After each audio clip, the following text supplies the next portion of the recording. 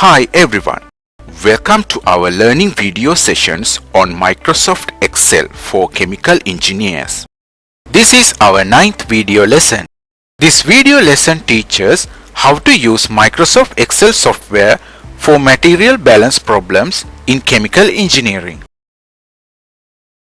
In our last video lesson, we learned about the material balance of non-reactive systems. In this video lesson, let's consider a more advanced problem for the material balance of a reactive system, including recycle and purge streams as well. First, we need to know the difference between a reactive system and a non-reactive system. Let's consider a steady-state reactor with a certain reaction between the reactants A and B to form the product C. When there is a reaction in a steady-state system, the material balance equation accumulation is equal to input minus output plus generation minus consumption will be simplified into output is equal to input plus generation minus consumption.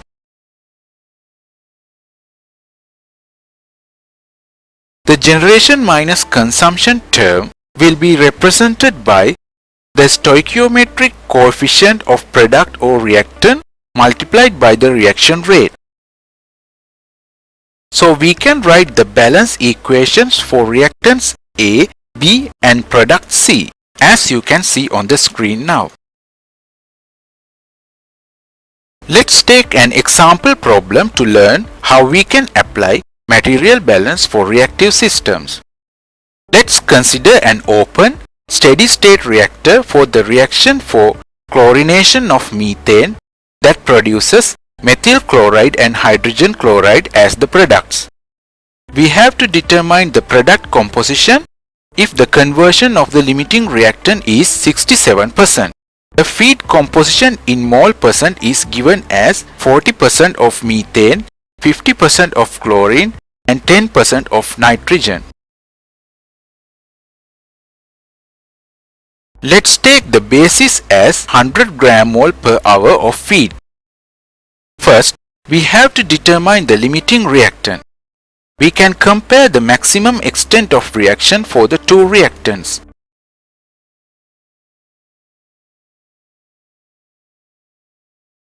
We can see that methane is the limiting reactant. Then we can find the extent of the reaction for methane using the conversion as 26.8 gram mole per hour. The next step is to find out the degrees of freedom.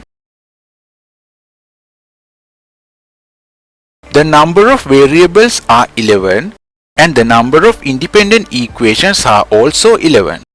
So the degrees of freedom for this problem is 0. Therefore, this problem is solvable. Now let's add a flash vessel to separate the product stream into two streams. Some relations for the flash separation process have been also given. Now the degrees of freedom calculation should be done for the flash vessel and the overall process to check the solvability of this system. Let's use Microsoft Excel software to see the degrees of freedom analysis and the material balance for this system. As you can see on the Excel spreadsheet, we can prepare a table for degrees of freedom analysis for individual unit operations as well as the process. So we can enter the number of variables and the independent equations into the table. So that is easy to find the solvability of a process with the aid of Excel spreadsheet. Now for the reactor, we see that the degrees of freedom is 0. But for the flash vessel, the number of variables is 15. Number of independent equations is 10, so the degrees of freedom is 5. And we can't solve the material balance for the flash vessel alone. But for the process, we can see the degrees of freedom is 0. So we can solve the material balance for the process. When we use the Excel software for the material balance of a process, it's recommended to prepare a component table with columns for each stream, as you can see on the screen now. Then we can apply the given relations one by one into each component in each stream. Likewise, we can find the mole flows of each component in the 4 streams.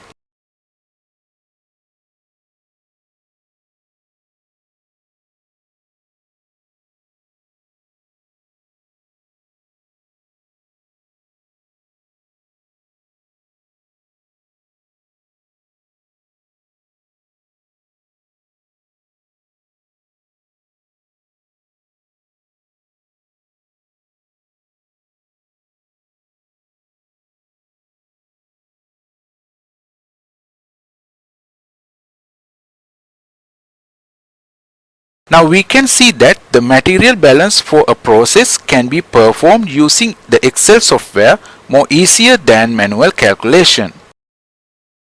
From the solution, we can see that a fair amount of reactants are still available in the stream number 3, that is an output stream. This means that a part of our reactants are wasted. So we can add a recycle stream to feed back the reactants into the reactor. When we recycle the stream 3, the inert nitrogen will accumulate in the system as an inert circulation. To avoid this, we have to add a purge stream also. For purging, a splitter, and for mixing the recycled stream with the feed, a mixer should be added also. So now we can see the final flow sheet for the modified process. Now we have 4 equipment such as the mixer, reactor, flash separator and the splitter. Instead of 4 streams, now we have 7 streams for the whole process. There are some additional data for the splitter. Now we can see the degrees of freedom analysis for individual equipment and the process in the spreadsheet.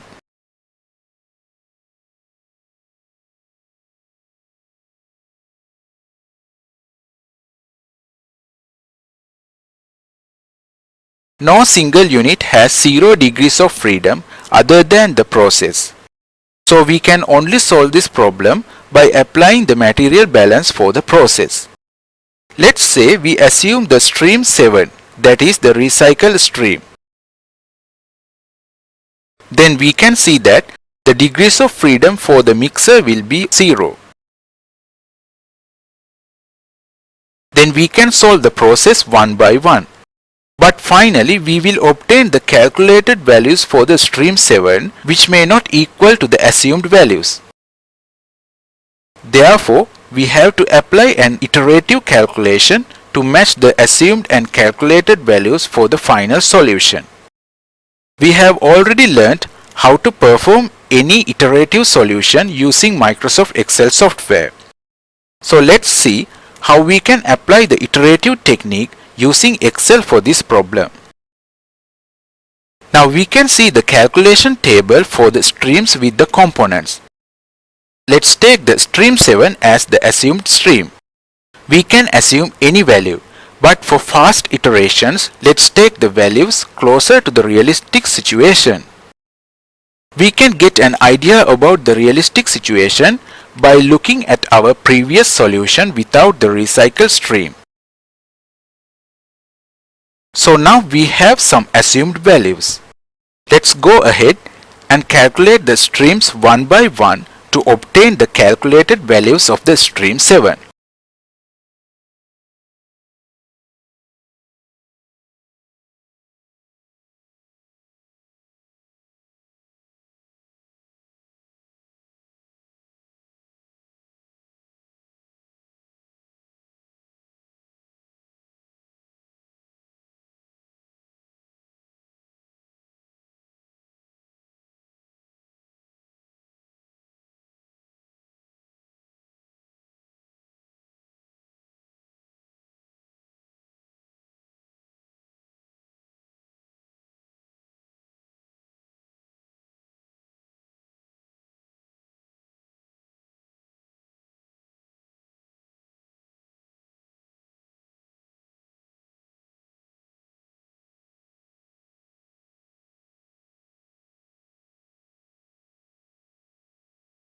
Now we have the calculated values for the stream 7 that are not equal to the assumed values.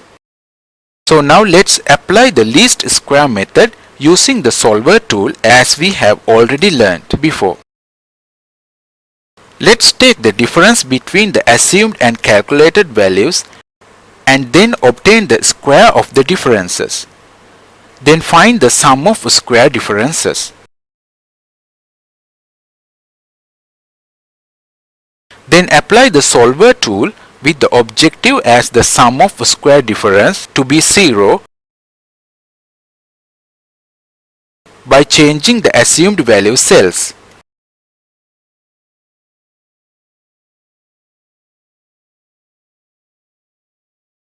Now we have the final solution where assumed values are almost equal to the calculated values. So this way we can solve the material balance for a complicated process by using Excel software. Here stream 2 is greater than stream 1 because the recycled stream is added to the feed stream. One important thing to keep in your mind is that we can make any mistake in the initial calculations and obtain unrealistic values as the final solution. So we should always recheck our material balance solutions and relationships whether the final values make any sense. In this video lesson, we learned how to solve a more advanced problem for the material balance of a reactive system, including recycle and purge streams. For a problem with degrees of freedom of single units are not equal to 0 but has 0 degrees of freedom for the process can be solved by the least square method with iterations using the solver tool in Microsoft Excel software. Like this, Microsoft Excel software can help our advanced calculations in chemical process design problems with the material balance. That's the end of our 9th video lesson. Have a nice day and goodbye.